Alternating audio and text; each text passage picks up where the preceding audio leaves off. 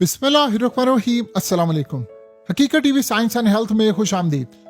जिस चीज को इसराइल सारी जिंदगी दबाना चाहता था, अब वो निकल कर सामने आ रही। ईरान की जो करेंसी है, ईरानियन रियाल, ये तकरीबन जंग से पहले, जंग के दौरान तकरीबन $1 का 18 लाख ईरानी रियाल हो चुका था। और ये तारीख का बदतरीन दौर था कि चंद महीनों में उनकी करेंसी का ये सत्यानाश हुआ, जब एहतजाज हो रहा था, पाबंदियां लगी और तमाम चीजें। अब जो सूरत हाल पैदा होने वाली है वो गालिबन आहिस्ता आहिस्ता 2010 वाली सूरत हाल पैदा होगी। यानी $1 के इक्वल 10,000 ईरानी रियाल हो जाएंगे। ये तब होगा जब जैसे ही इन पर पाबंदियां बड़ी तादाद में हटना शुरू हो जाएंगी, यानी पाबंदियों के टुकड़े टुकड़े हो जाएंगे।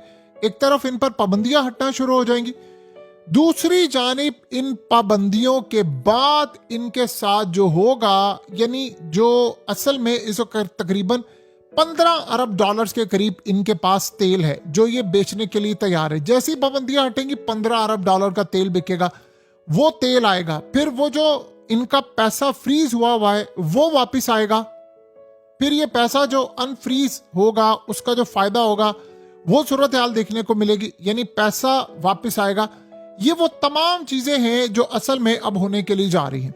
यानी पैसा भी वापस आएगा और इसके साथ साथ अब सारे का सारा सिनेरियो भी क्लियर होने के लिए जा रहा है। यानी एक तरफ पैसा वापस आ रहा है, एक तरफ करेंसी ऊपर जा रही है, और दूसरा ईरान के अंदर अब मामला यह है कि जैसे ही एतमाद बहाल होगा उसी वक्त पैसे की बारिश होगी, इन्वेस्टर्स आएंगे।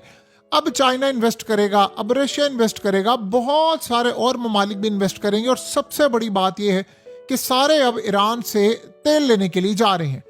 ये जो सिनेरियो है ये ईरान की तारीख में बहुत कम, जिसे आप समझ लें कि बड़ा रेयर होता है इस तरह का मामला कि ईरान में ऐसी सूरत हाल देखने को मिले।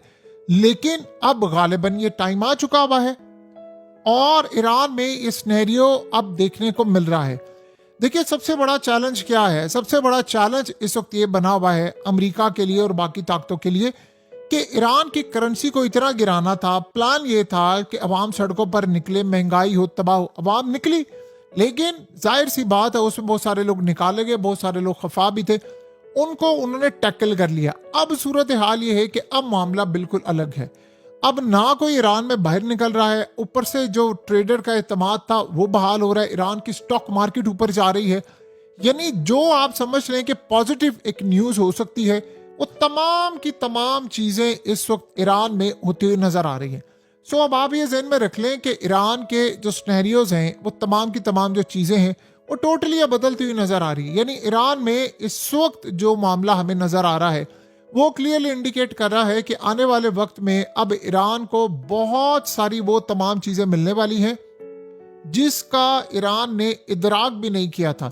यानी एक तरफ इन्वेस्टर्स आ रहे हैं, एक तरफ उनकी इकॉनमी ऊपर जा रही है, और दूसरा अब वो ये काम कर रहे हैं, उनके पास हो गए बहुत ज़्यादा पैसे हो जाएंगे। तो वो आहिस्ता आहिस्ता एक तरफ वो कतर के साथ मुआहदे कर रहे हैं अपने बिजली के लिए और दीगर चीज़ों के लिए।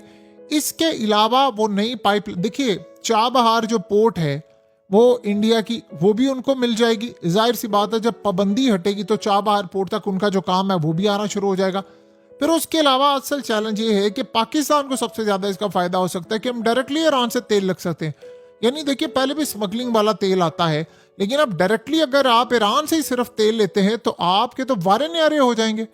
यानी ना हमें कोई इतना ज़्यादा पैसा, ना कोई सूरत हाल, वहाँ से तेल आप पकड़े आ पाएँ और आपको डॉलर्स में भी पे करने की ज़रूरत नहीं। ये सबसे बड़ा चैलेंज था जो पाकिस्तान के लिए था, लेकिन अब वो चैलेंज भी हमें भी उसका फ़ायदा होने के लिए जा रहा है। तो अब देखते हैं अमेरिका के साथ जो सिनेरियो है वो किस लेवल का चलता है। देखिए, एक तरफ तो ये मामला है, दूसरी जानिब जो सूरत हाल है वो कुछ इस तरह से है कि अमेरिका इस पूरी की पूरी लड़ाई के अंदर इजराइल के बिहाफ पर सारे काम कर रहा था कि जी हम ये कर देंगे, हम वैसा करेंगे, और इसके बैक एंड पर हमेशा से इजराइल था। तो एक ही झटके के अंदर ईरान को वो तमाम चीज़ें मिल गई हैं जिसके लिए शायद हो सकता है उनको अगले 50 साल भी इंतजार करना पड़ता, लेकिन एक जंग ने उनको वो तमाम चीज़ें दे दी हैं। $300 अरब उनको मिलेगा कंस्ट्रक्शन के लिए। सोचो जब अरबों डॉलर्स मिलेगा, डॉलर्स में पेमेंट होगी, तो उनकी करेंसी कहाँ से कहाँ चली जाएगी। यानी ईरान के अंदर अब ये सूरत हाल होगी कि गालिबन पाबंदियां उन पर जब हटेंगी तो कुछ कहा नहीं जा सकता कि मुस्तकबिल के अंदर उनकी करेंसी का क्या मामला होगा। जिन लोगों ने ईरानी रियाल खरीद कर रखे हुए थे, अब जाहिर सी बात है वो रातों रात अमीर होंगे। जैसी पाबंदियां हटेंगी पैसा आना शुरू होगा। ईरान ने इसके बाद अपने डिफेंस पर काम करना है, वो मिसाइलों पर काम करेंगे, वो अपनी टेक्नोलॉजी पर काम करेंगे। और सबसे बढ़कर अब उन्होंने फैसला किया है कि उन्होंने जहाज यानी लेने हैं और बनाने भी हैं। यानी खुद उनके पास अपने जहाज होंगे और वो इन जहाज़ों से कितना फ़ायदा उठाते हैं, क्या मामला होता है, ये तो आपको अच्छी तरह समझ आ जाएगी। एक तरफ तो ये सिनेरियो है, दूसरी तरफ ईरान के लिए सबसे बड़ा जो चैलेंज बना हुआ है वो यही है कि अमेरिका इस पूरी की पूरी लड़ाई के अंदर क्या सूरत हाल पेश करता है, क्या मामला करता है। अब अमेरिका को ये बात अच्छी तरह मालूम है, बिल्कुल उनको अच्छी तरह मालूम है कि हमारे साथ अब आने वाले वक्त में क्या हो सकता है। एक तरफ तो अमेरिका के साथ ये मामला चल रहा है, दूसरी जानिब जो सूरत हाल है वो अमेरिका के लिए वो और भी ज्यादा खतरनाक है। और वो ये है कि अमेरिका के इत्तेहादियों के साथ ईरान अब डील कर रहा है और ये डील बड़ी अहम होने के लिए जा रही है। ये आप ज़हन में रख लें, ये डील बड़ी अहम होने जा रही है। ईरान के उनके साथ मामला तय हो रहे हैं, ईरान उनके साथ बैठकर तमाम चीज़ें डिस्कस कर रहा है, स्नैरियो डिस्कस कर रहा है, मामला डिस्कस कर रहा है कि हम कहाँ तक जा सकते हैं, क्या सूरत हाल होगी, मुस्तकबिल के क्या मामला हैं। और उसके बाद वो सारे ममालिक ईरान के साथ एक डील कर रहे हैं कि आप हम पर हमला नहीं करेंगे। पॉसिबिलिटी है जिसका इसराइल को सबसे ज्यादा खतरा है। आज वैसे ये इंटेलिजेंस चीफ है, उसने क्या बात की है, उसने कहा है कि जी वो ईरान हो सकता है आप डील ना ये करें, हो सकता है ईरान आने वाले वक्त में एटम बम बना ले तो वो आपके साथ ये मामला तय नहीं करेगा। यानी अभी भी वो कोशिश कर रहे हैं कि ट्रम्प को रोक लें कि आपने जनीवा में जो साइन करने हैं वो आप ना करें। देखिए आप ये जो मर्जी कह लें कि जी साइन नहीं करने, फलाना नहीं करना, आपको ये चीजें अब बियर करना पड़ेंगी। ईरान को अब आपने मानना है या नहीं मानना, ये आपका फैसला है।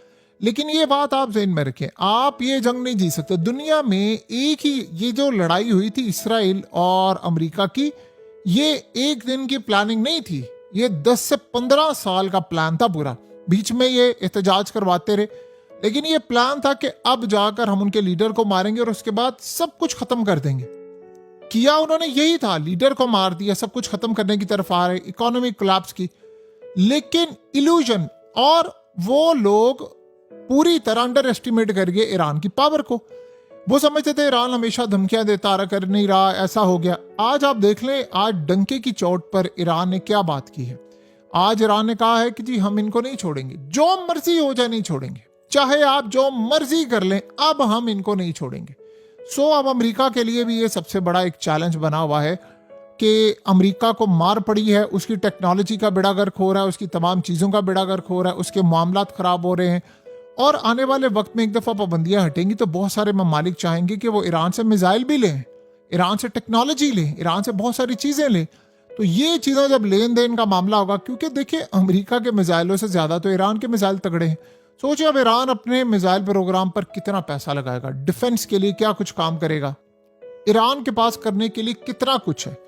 ये बात आप अच्छी तरह समझते हैं, ये बात हम अच्छी तरह समझते हैं कि ईरान के पास इस वक्त करने के लिए बहुत कुछ है। ईरान के पास बहुत ज़्यादा सूरत हाल अहम हो रही है और ईरान काफ़ी हद तक चीज़ों को बेहतर तरीके से मैनेज कर सकता है।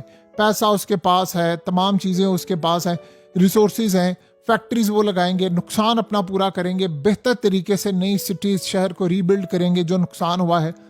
और ये तमाम चीज़ें देखिए, आज जिस तरह अमेरिका के अंदर B-52 बॉम्बर गिरा है, आपको पता है ईरानियों ने क्या कहा, उनके ऑफिशियल्स ने बात की। उन्होंने कहा कि जिन्होंने बच्चों को मारा था ना, ये पायलट्स ने और बॉम्बर्स ने, आज वो खुद तबाह हो गए हैं। अब उन्होंने कहा वो सारे मारे गए हैं। जो ईरान के अंदर मिनाब में सूरत हाल थी, जो तमाम मामला था, जो सबका सब स्नैरियो इस वक्त आपको बदलता हुआ नजर आ रहा था, वो आज बदल गया स्नैरियो। ये वैसा मामला नहीं रहा जो पहले था। अब अमेरिका के लिए सबसे बड़ा चैलेंज ये हुआ है कि अमेरिका इस पूरे के पूरे खेल को समझ ही नहीं पाया कि हमारे साथ क्या हो सकता है, हमारा स्नैरियो क्या हो सकता है और ये मामला किस हद तक खराब हो सकते हैं। कुल मिलाकर अगर हम इस सारी की सारी सूरत हाल को समझ लें तो हमें ये बात अच्छी तरह मालूम हो जाती है कि अमेरिका चाहे जो मर्जी कर ले, इस खित्ते के अंदर अब वो बादशाह नहीं रहा। अगर अमेरिका कभी बादशाह होता था तो उसकी सूरत हाल आज ही अक्सर बदल चुकी है। अब देखते हैं कि अमेरिका के साथ आने वाले वक्त में क्या होता है, कैसे मामला चलते हैं। लेकिन जो भी है, आपको एक बात अच्छी तरह नजर आएगी कि अमेरिका के साथ बाकी उसके जितने भी इत्तेहादी हैं, जो भी हैं, वो सारे के सारे ये जंग हार चुके हुए हैं। और आने वाले वक्त में अब ईरान से लड़ने से पहले 1000 दफा सब सोचेंगे कि क्या हम